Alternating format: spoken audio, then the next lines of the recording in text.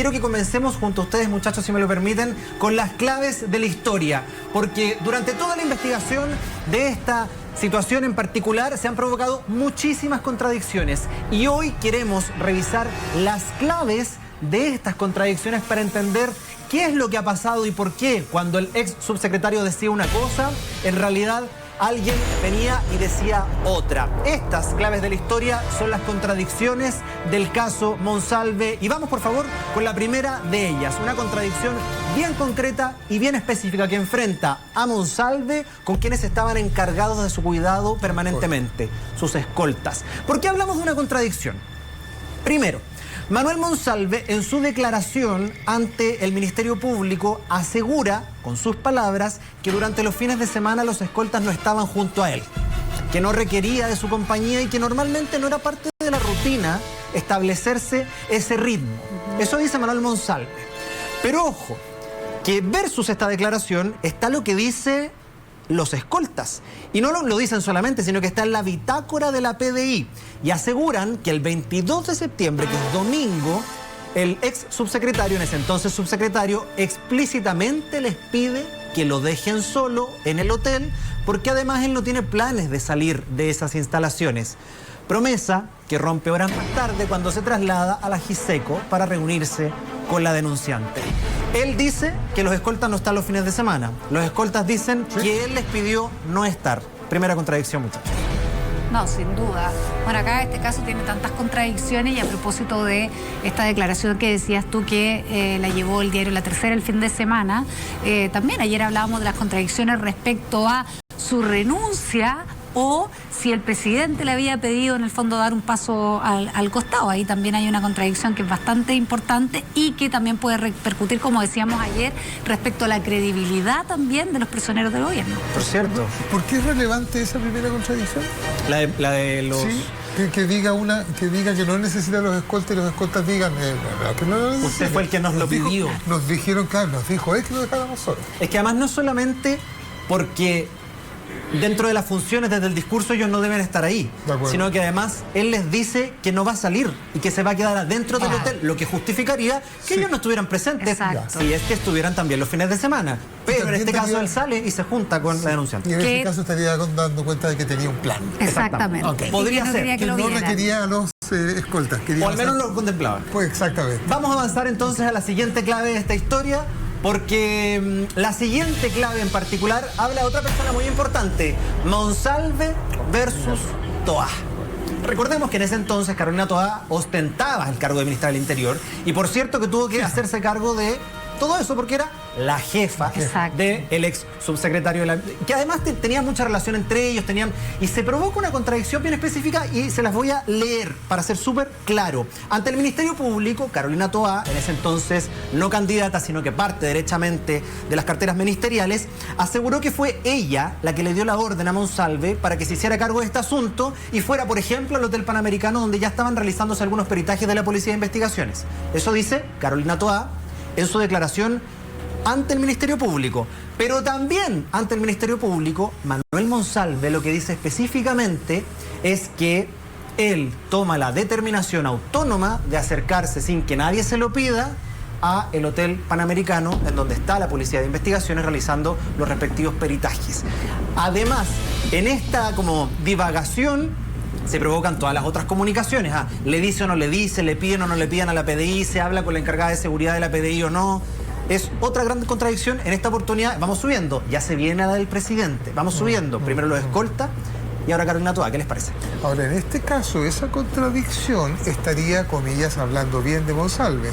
Claro, pero es una contradicción. Por mangas, diciendo, ¿sabe qué? Mire, no quiere involucrar a Toá, porque Toá yo tengo la sensación de que si es ella la que le está pidiendo que le dé cuenta a quien le está preguntando, al interlocutor de la opinión pública, quien sea, al Ministerio Público, por cierto, claro, que ella hizo lo que es pertinente a su cargo de ministra y por lo tanto de jefa, que es decirle... Hazte cargo.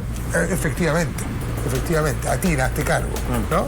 Pero él dice que no, él dice que él se hizo cargo solo. Él dice que se hace, claro, Que él decide ir a lo que él decide ir por la suya. Ahora, si él se hace cargo solo, lo que hizo con las cámaras es, bueno, eso a lo mejor viene más adelante. Es otra clave, no una contradicción, pero efectivamente eso tuvo como resultado las consecuencias. La manipulación de las cámaras, o por lo menos pedir las cámaras a las que no tenía en principio acceso. Y que es un delito. Las cámaras de seguridad y que en principio. Sí. Ahora, es raro hacerse cargo de su propio caso.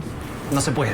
O sea. Y por eso hoy día está siendo formalizado, no solamente, investigado, quiero decir, no solamente por abuso, sino que todos los otros delitos que ya hemos conocido. Pero vamos a la tercera clave de esta historia para entender la última y probablemente la más impresionante. Monsalve versus el presidente Gabriel Boric. Una contradicción bien específica que se da en dos instancias distintas, porque el presidente en la comisión investigadora dice que, ojo, le pidió a Manuel Monsalve que pusiera a disposición de la policía su persona y que también pusiera su persona a disposición del Ministerio Público. Es decir, le dice, usted, subsecretario, póngase a disposición de la policía y póngase a disposición del Ministerio Público. Eso dice el presidente de la comisión investigadora. Pero ¿qué dice Monsalve? Y aquí es donde se evidencia la contradicción.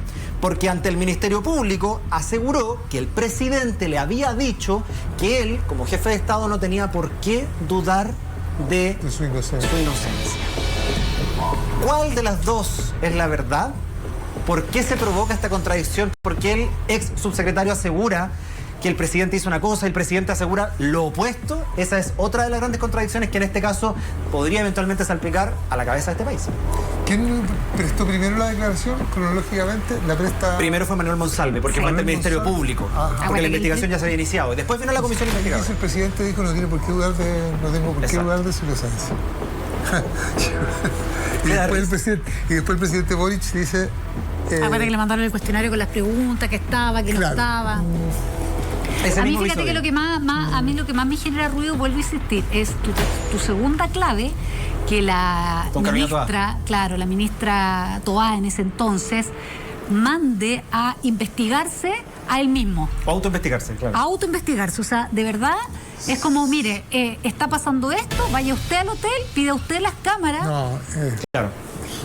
O sea, de verdad es como, a ver, ¿esto de verdad querían que se investigara o querían saber qué tanta información o qué imágenes podían encontrarse para taparlo y que no se supiera? Porque es muy raro, acá tendría que haber habido un tercero, o superior a Monsalve, o un paralelo, o por último la PDI, que informara de manera directa al Ministerio del Interior, pero no el propio Manuel Monsalve, involucrado en la causa, a decir, yo voy a ir a ver si están mis imágenes de lo que hice anoche. Hoy día le preguntaron a la candidata Toá, ¿qué pasó? ¿Por qué hay contradicción? Y ella dice que el que se equivoca es él. Y nosotros vamos a estar en Tema Informa atentos a esta noticia que se sigue desarrollando, parece que todos los días. Gracias, muchísimas gracias, Mati, como siempre. Muy entretenido, muy informativo también, ilustrativo. Bueno, y lo siguiente, lo habías dicho tú ahí en los titulares. Exactamente. Vamos a ver qué está pasando entonces con la hermana de Manuel Monsalve. Parece que a la familia le llueve sobre mojado. Ahora se supo que la hermana del ex subsecretario renunció a su puesto. Esto en medio de las investigaciones que se llevan a cabo por el escándalo de las licencias médicas.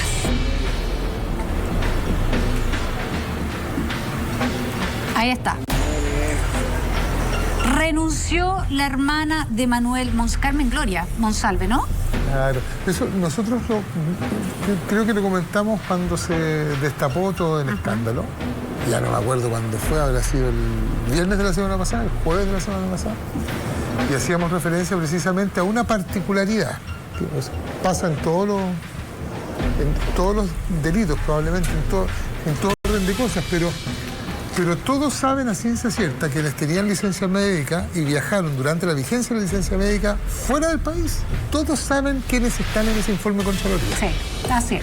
No hay tutía. Por lo tanto, las renuncias son un condimento esencial del curso de este caso.